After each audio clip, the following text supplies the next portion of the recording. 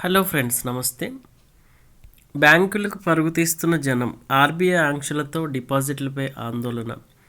నగదుల బదిలీపై ఆంక్షలతో new India cooperative bank కస్టమర్లు బెంబేలెత్తిపోయారు. ముంబైలోని new India cooperative bank వద్దకు పరుగులు పెట్టారు. నగదు డ్రా చేసుకునేందుకు క్యూ కట్టారు. 6 నెలల పాటు న్యూ ఇండియా కోఆపరేటివ్ బ్యాంక్ కార్యకలాపాలు నిలిపివేయాలని గురువారం రిజర్వ్ బ్యాంక్ చేసిన ప్రకటనతో ఆందోళన చెందారు.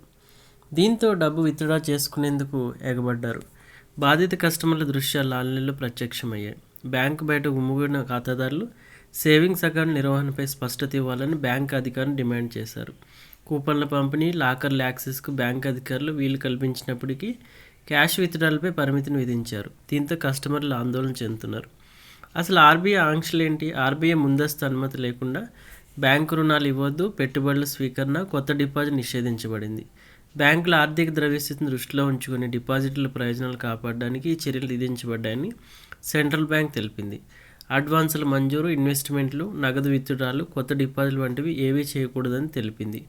గురువారం సాయంత్రం నుంచి ఆర్బీఐ ఆంక్షలు అమల్లోకి వచ్చాయి.